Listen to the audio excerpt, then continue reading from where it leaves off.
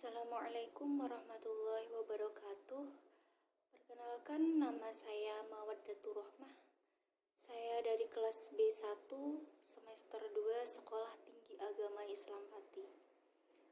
Pada kesempatan kali ini, saya Mawaddatur Rahmah dan Khalifah akan mempresentasikan tentang perkembangan pendidikan Indonesia sejak proklamasi kemerdekaan sampai tahun 1945. Pendidikan pada masa revolusi tahun 1945 sampai 1950. Revolusi kemerdekaan Indonesia mengakibatkan pendidikan mengalami keadaan yang cukup parah, karena baik sarana maupun prasarananya, termasuk antara lain gedung-gedung sekolah, alat pelajaran, dan guru-guru, keadaannya sangat menyedihkan. Sebagian dari gedung-gedung sekolah dimusnahkan oleh badan-badan perjuangan, dan diantaranya ada juga yang untuk seterusnya dipakai sebagai kantor umum atau diduduki tentara. Alat pelajaran pun banyak yang hilang atau rusak, sedangkan guru-guru banyak yang meninggalkan lapangan pendidikan untuk memasuki dinas ketentaraan. Pada tahun 1950, rupanya pemerintah masih belum juga dapat menentukan dan merumuskan dasar pendidikan nasional itu. Yang baru ditentukan adalah dasar pendidikan berlandaskan Pancasila yang merupakan falsafah negara. Ki Hajar Dewantoro menjelang detik-detik proklamasi kemerdekaan yang telah menyusun rencana pengajaran bagi Indonesia merdeka yang pada waktu itu sedang dipersiapkan adalah tentang hal-hal berkenaan dengan 1. Undang-Undang Kewajiban Belajar, 2. Pendidikan dan Pengajaran Nasional bersendikan agama dan kebudayaan bangsa, 3. Perkembangan kebudayaan bangsa, 4. Pendirian sekolah-sekolah swasta yang dibiayai oleh pemerintah, 5. Susunan atau sistem persekolahan, 6. Ketentuan tentang pendidikan rakyat, 7. Pengiriman pelajar-pelajar ke seluruh Indonesia. Pembukaan seluruh sekolah guru A, sekolah guru B, dan sekolah guru C yang masing-masing lama pendidikannya 6 tahun, 4 tahun, dan 2 tahun sejak tamat sekolah rendah. Dibukanya sekolah-sekolah tersebut dimaksudkan sebagai usaha untuk memenuhi kebutuhan guru yang dirasakan sangat mendesak, berhubung banyaknya sekolah yang didirikan.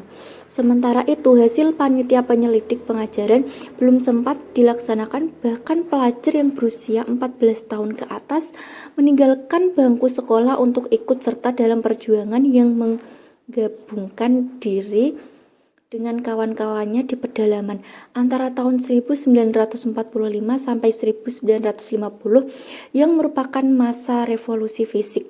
Bangsa Indonesia memiliki satu tekad bulat dan satu tujuan yang menjadi dasar perjuangan di seluruh Indonesia.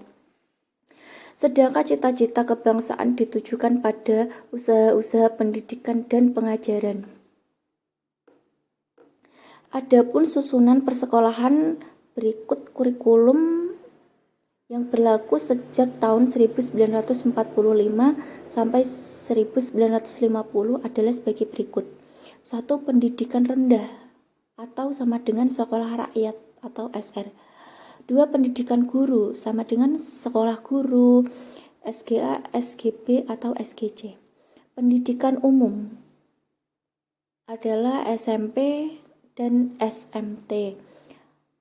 4. Pendidikan kejuruan sama dengan pendidikan ekonomi dan kewanitaan. 5. Pendidikan teknik sama dengan STP, ST, STM. 7. Pendidikan tinggi Republik atau daerah pendudukan Belanda.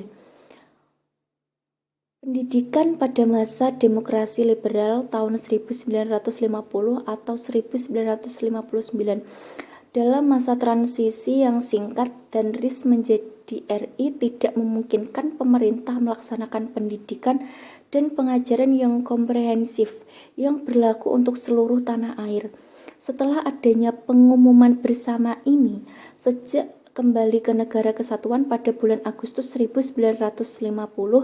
Penyelenggaraan pendidikan dan pengajaran berlangsung menurut Undang-Undang Pokok Pendidikan dan Pengajaran Republik Indonesia Nomor 4 Tahun 1950 yang berlaku untuk seluruh Indonesia. Atas dasar tugas-tugas itu, maka berdasarkan surat keputusan Kementerian PP dan K, pelaksanaan Undang-Undang Pokok Pendidikan dan Pengajaran mengenai pelaksanaan Undang-Undang Nomor 4 Tahun 1950 UUNCTO Undang-Undang Nomor 12 Tahun 1954 dapat dilihat pada beberapa jenis pendidikan dan kegiatan berikut.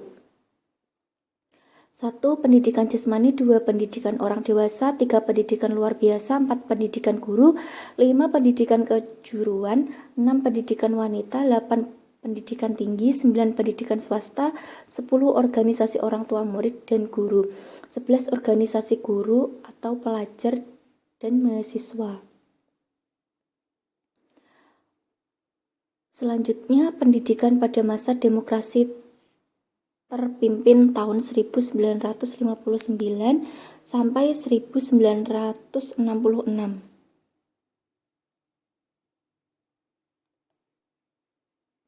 Pemilihan umum pertama di Indonesia tahun 1955 telah berhasil mengangkat anggota-anggota Dewan Perwakilan Rakyat dan anggota-anggota lembaga konstituante sesuai dengan UUD 1950 yang disebut juga dengan UUD sementara.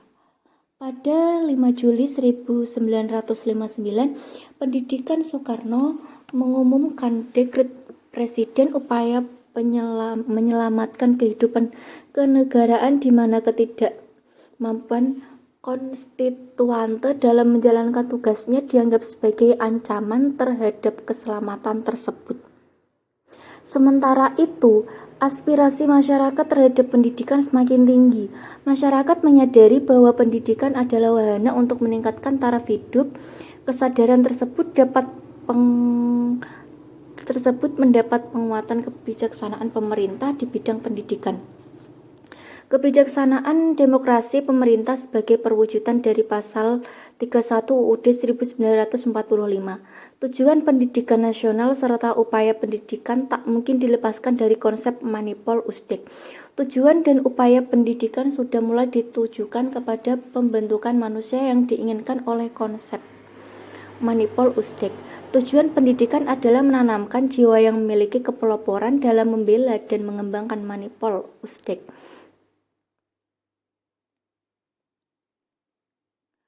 Seperti yang telah dikemukakan terdahulu pada kurun waktu 1959 sampai 1966 terjadi perubahan kebijaksanaan pendidikan dan perubahan tujuan pendidikan. Perubahan-perubahan tersebut membawa konsekuensi perubahan kurikulum.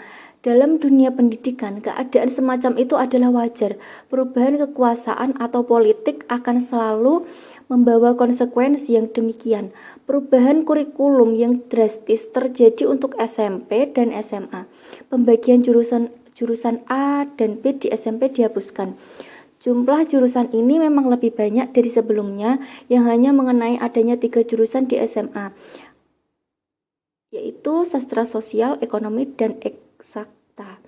Persoalan kekurangan tenaga pendidik yang dialami Indonesia sejak kemerdekaan belum dapat diatasi sebagaimana mestinya. Masa waktu ini memperlihatkan bahwa Indonesia masih tetap bergelut dan menyediakan tenaga pendidik. Kekurangan tersebut terjadi di setiap jenjang pendidikan dan di setiap unit pendidikan. Pada masa 1959 sampai 1956, cara untuk mengawasi mutu dilakukan masih berdasarkan tradisi yang dikenal di masa Belanda. Jadi di tahun terakhir SD, siswa yang akan melanjutkan pelajaran ke SMTP diharuskan untuk menempuh ujian negara. Demikian pula bagi mereka yang ingin melanjutkan dari SMTP ke SMTA. Sehingga pada waktu itu dikenal adanya mereka yang tamat dan sekolah dan mereka yang lulus dari suatu sekolah. Yang terakhir, beberapa problema pendidikan. Mutu pendidikan sudah menjadi problema yang dibicarakan orang pada masa ini. Meskipun demikian, problema ini belum dianggap sebagai sesuatu yang menonjol karena dikalahkan oleh isu pemerataan pendidikan. Permasalahan utama adalah bagaimana menyediakan pendidikan yang terjangkau setiap orang, baik dalam pengertian kesempatan maupun pendanaan masyarakat. Masalah ini memang harus berkelanjutan sampai sekarang dengan nuansa persoalan pada jenjang pendidikan. Isu itu sempat dijadikan alat politik oleh PKL. Untuk itu PKI kemudian mendirikan banyak sekolah dan juga perguruan tinggi. Tentu saja di sekolah-sekolah tersebut ajaran komunis menjadi suatu hal yang mutlak dan menjadi bagian kurikulum yang paling penting. Sekolah-sekolah yang didirikan PKI ini intinya diberikan pada masa pemerintahan Orde Baru. Sekian dari saya, kurang lebihnya kami mohon maaf sebesar-besarnya. Assalamualaikum warahmatullahi wabarakatuh.